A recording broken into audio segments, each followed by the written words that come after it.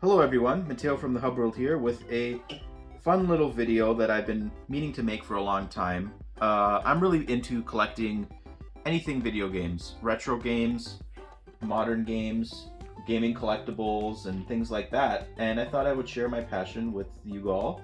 Hopefully maybe make this into a series. This is stuff that I've picked up at various stores in my hometown and in other areas that I've traveled to in the last 6 months or so. Probably, yeah, since about April, I'd say.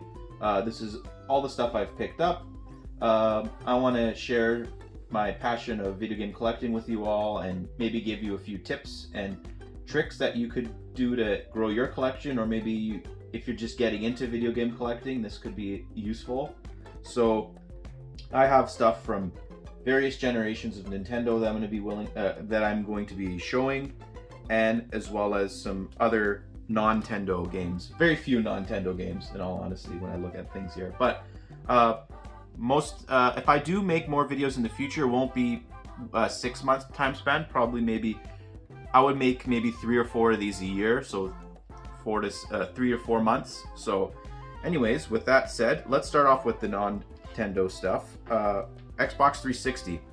So most of these Xbox 360 games are ones that I did not own on any platform. There are 2 of these are multi-platform games, but the first one, Cameo: The Elements of Power, I do have this digitally through Rare Replay and Xbox backwards compatibility. That's the Platinum Hits, obviously.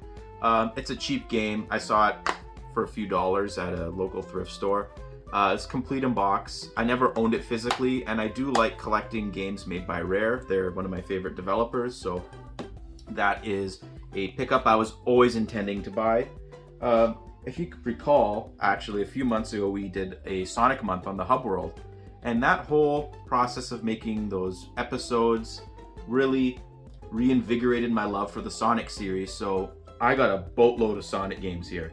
So just wrapping up the Xbox 360 games, I have Sonic Unleashed, Platinum Hits as well. This was gifted to me for my birthday, and I never owned it. And because I own an Xbox Series X, this is actually an enhanced game.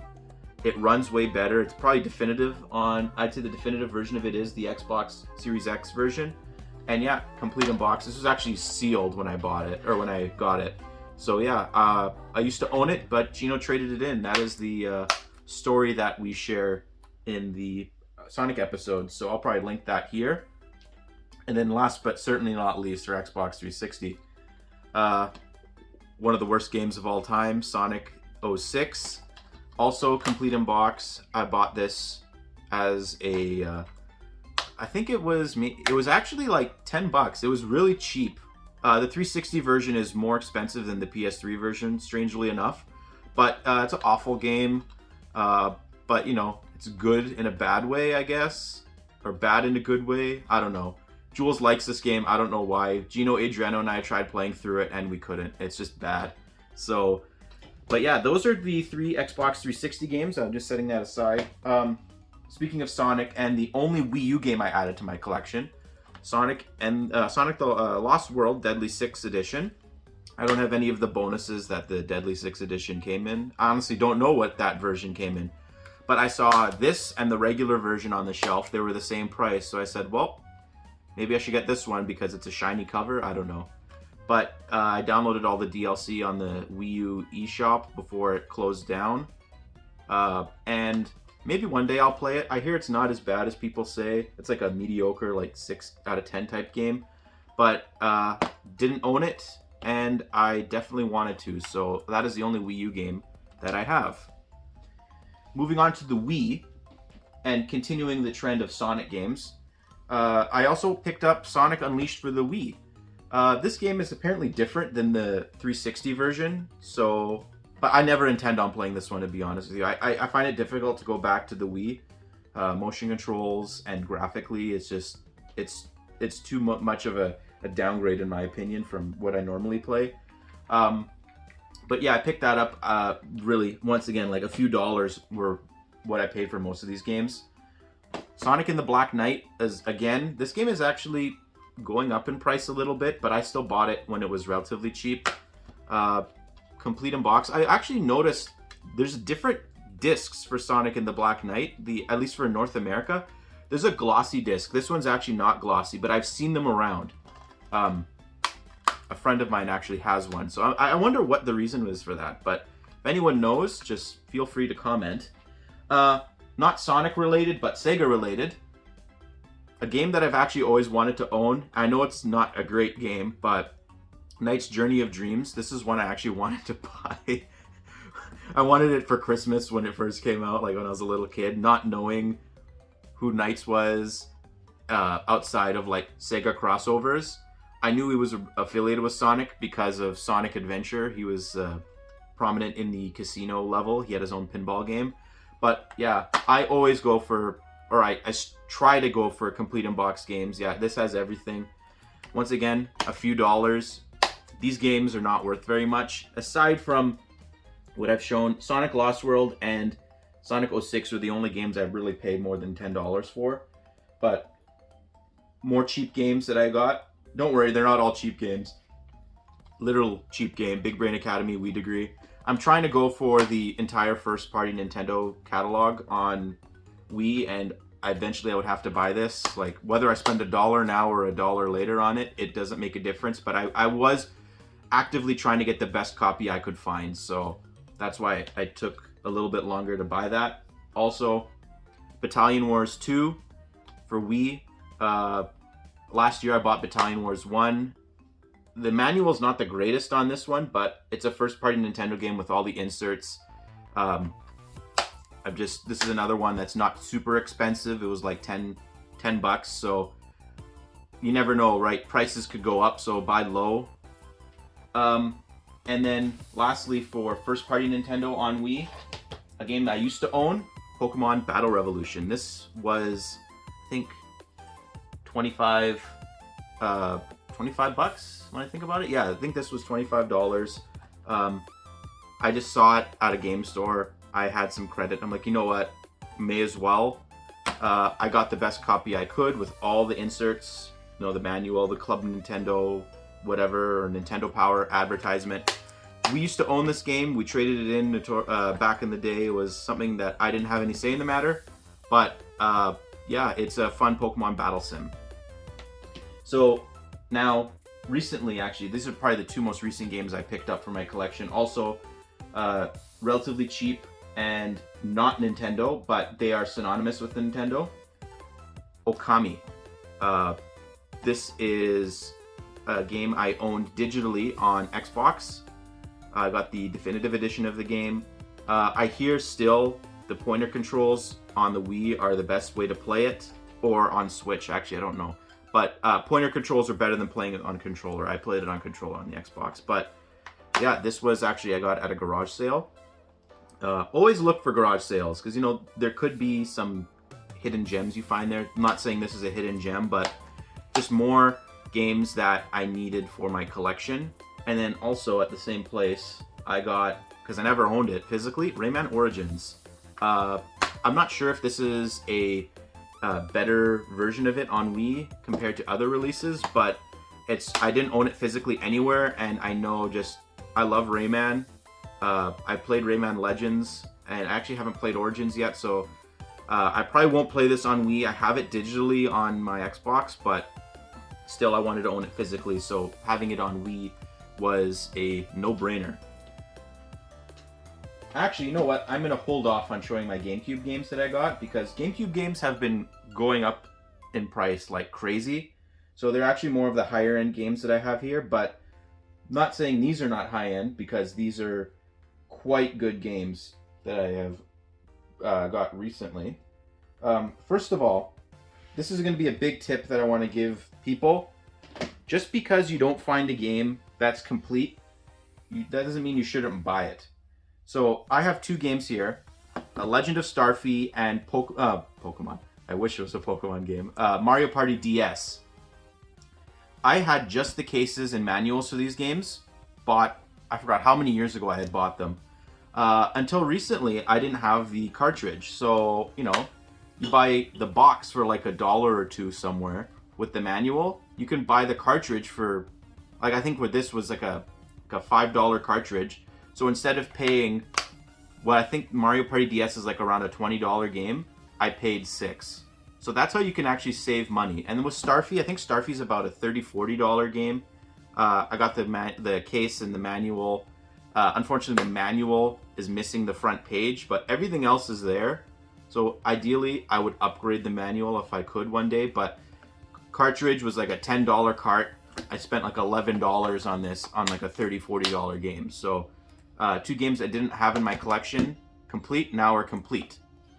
So other DS games, because I may as well just go through all the DS games I got here.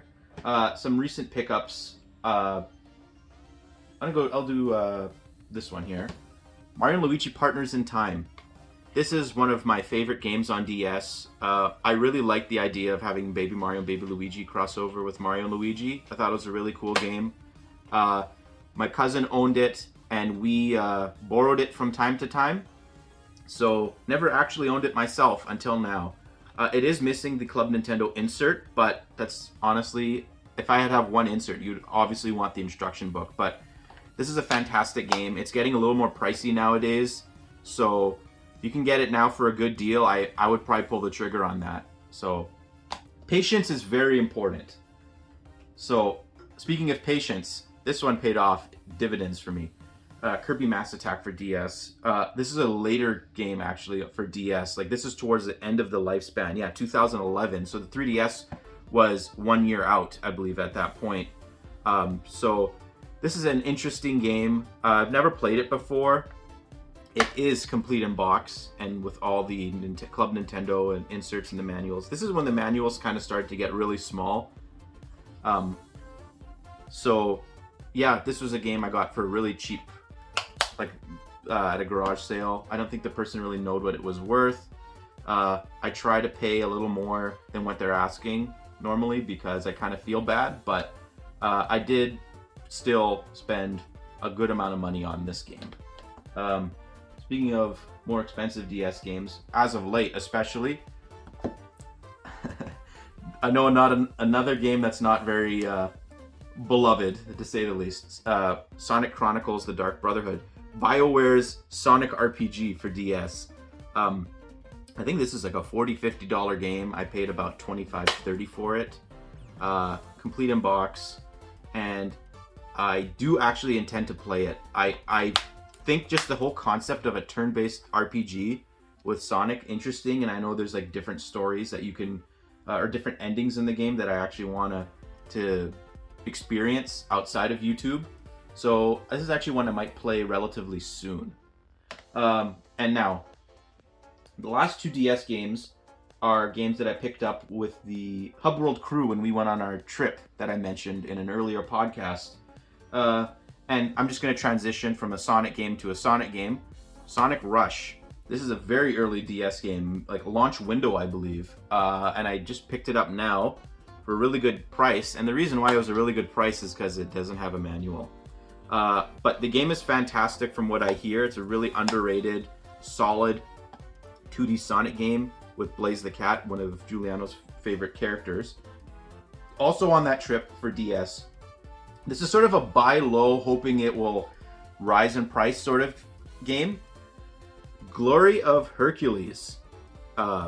This game is in incredible shape.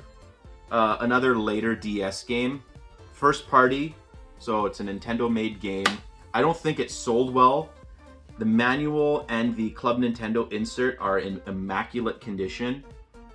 This game I bought, I think it was for $20. It's around a $30 game, but I think this is something that could go up in price. So if I had to pick one game, I think, out of all the ones I'm about to show that I think has a really high upside to go up, it would be this one. So that is the last DS game I have. But also from my trip that I went to with the Hub World crew, I got a little collectible here, the first of a few collectibles. I got a Banjo and Kazooie Stubbins plush. Now, this was supposed to come out, I think, at EB Games, which is now GameStop in Canada, like 4 years ago or something like that, and I could never find it in store, and to my knowledge, they actually never appeared in store, even though they said they were going to. So, I go into the game store, where we went, and I saw this on the shelf, and I immediately grabbed it. The price was the MRSP, surprisingly, and like I talked to the owner of the shop, saying, yeah, they imported these, so really nice. It's a weird looking plush, but I do collect everything Banjo-Kazooie, and it's my duty as a Banjo fan to do that. So I was really happy to see this. So I'll put him off to the side, and I'll put these DS games here.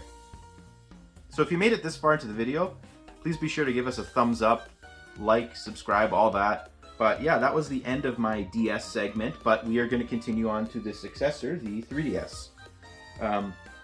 Only a few games here, also ones that are got relatively cheap, like literally like $1 or $2. I bought Steel Diver, the infamous launch title for the 3DS. I literally paid $2 for it. It's complete. This is like a glorified tech demo type game.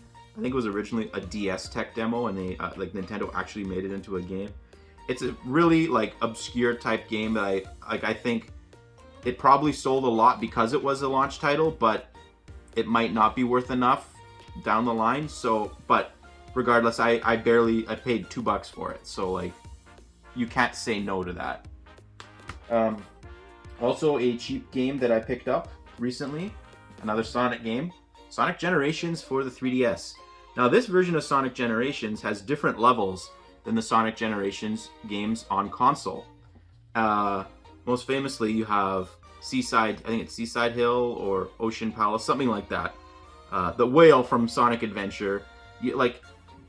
Some of my favorite Sonic levels are like Mushroom Hill Zone is in this. Like some of my favorite Sonic levels ever are in this game. It's a shorter game than the other generations, but nonetheless, like this was another game that I had to add to my collection. Did not pay too much for it. Patience is key. Like I say, like that is arguably the biggest thing to come out of this. Like I'm trying to tell you is be patient. Do not pay full price for a game, because if you're patient, you can find it at a garage sale or a thrift store or on Facebook Marketplace, like things like that. If we buy in bulk, maybe you get a discount, stuff like that. Like it goes a long way. Now, another game, another first-party Nintendo game I got was Mario Party Island Tour for 3DS. I know this is not a very good game. I believe this game actually came out like on the same day as like Mario 3D World or Pokemon, one of the 3DS Pokemon games, so it kind of got overshadowed. For good reason, it's not good, but I didn't really like this era of Mario Party very much, and Nintendo notoriously sort of downgraded the manuals at this point. Like they're not even like personalized manuals for the games anymore.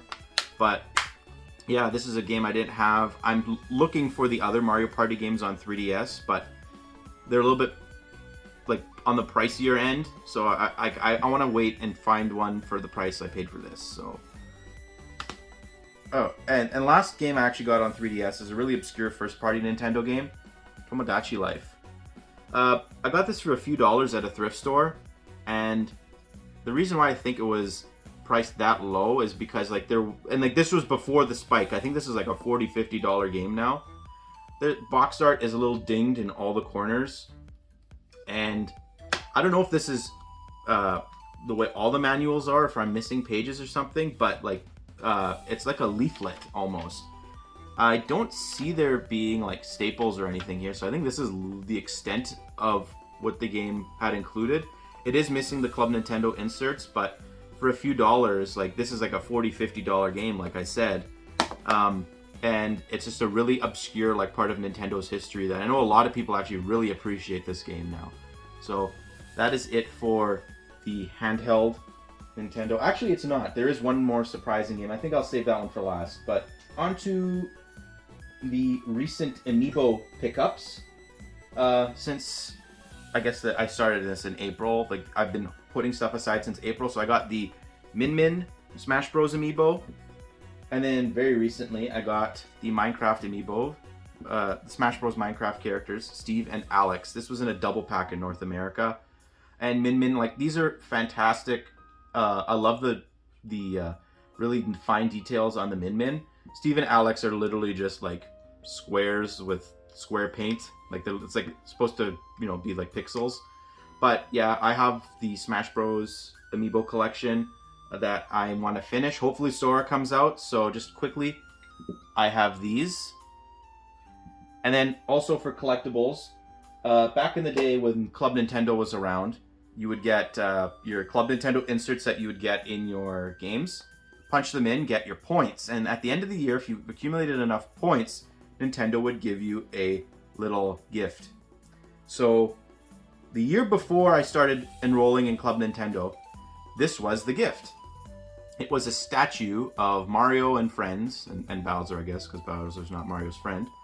And I do actually have the question mark block that they shipped this in. I forgot to get it before recording, but yeah, that box is in good shape. And so is this statue. It's really, really nice, and they have like the blocks, and the blocks are textured, and like there's just nice little details on here. Jules actually had one, and I'm like, you know what? I always wanted one of these because realistically, I should have done this. I should have redeemed my points sooner. So this is something I bought. I actually found it at a thrift store, and it was really cheap. I don't think they realized what it was. So this was one of my favorite finds actually in the last few months. Something I always wanted. Now, just a few more things left. I'm going to go into GameCube because, like I said earlier, GameCube games are going up like crazy.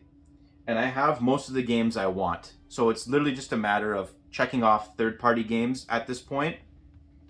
One of which, part of Sonic Month, was Shadow the Hedgehog. Now, Shadow the Hedgehog, when I bought this, almost hit its peak in terms of value. I don't know what it's at now, but when I bought this, it was pushing like $100. I didn't pay $100 for it. I paid, I think, $40 for this. And I know it's a terrible game, but I paid the price because of the condition it was in. It's in really, really good shape. It has all the insert. It has actually, it's only one insert, I believe. And then the GameCube insert. The disc is relatively good. So if a game is in good condition, or if I have the ability to improve its condition, like swapping out this GameCube case with a different GameCube case, I'll do it. And for $40, knowing that the game was worth more at that time, it was worth pulling the trigger. I think prices, or at least I hope prices have come down on Shadow the Hedgehog on GameCube. I know prices for the other versions of this game have also gone up because the GameCube version did. So, yeah. So I think it was all around the time of the Sonic movie. The Sonic movie bumped the prices up of the games. So Shadow the Hedgehog is one that I probably won't play, but I'm happy to have in my collection. Now, speaking of GameCube games that are ones that I wanted to own for a long time, I have both Beautiful Joe 1 and Beautiful Joe 2. Yeah, Beautiful Joe 1 was exclusive to GameCube, 2 wasn't. I actually have to swap the case out because this was, I guess, like a EB Games sticker at one point. This was probably used. But yeah, both games are in relatively good shape in terms of the discs and the inserts. This actually has a... Capcom actually used to have like inserts that they would put in their games, and like I guess this was a redemption type thing, so the person cut the corner out. I think that was that was like a really interesting thing I learned when I purchased this game. I'll just put this here. It's too difficult to change for now, but yeah, I played Beautiful Joe 1 on the GameCube preview disc, and I really loved it. So I do intend on playing this game. Beautiful Joe 2, I don't know whether or not it's seen as like better than the original, but if it is, I will probably play it because I really enjoyed the first game. So if it's more of the same, I definitely will play them. But these I actually got as a birthday gift, so I'm very thankful. I'm not going to shout out who got me the gift because they probably do not want to be known. But I really appreciated this. These are two big games that I wanted on my GameCube, or wanted for my collection that I got. So, and the last really big thing I'm going to show off is something I found by complete fluke. And this is a little cautionary tale, and I'm sure I'm going to make a lot of people cringe when they hear this, but remember when we used to throw out our cardboard boxes for video games? Like NES, SNES, N64, and then the entire Game Boy line. Imagine how much value our collections would increase if we kept those boxes. But one box game that I did find, and I think it was a pricing error at the thrift store I went to, but I found this Mario Kart Super Circuit complete in box.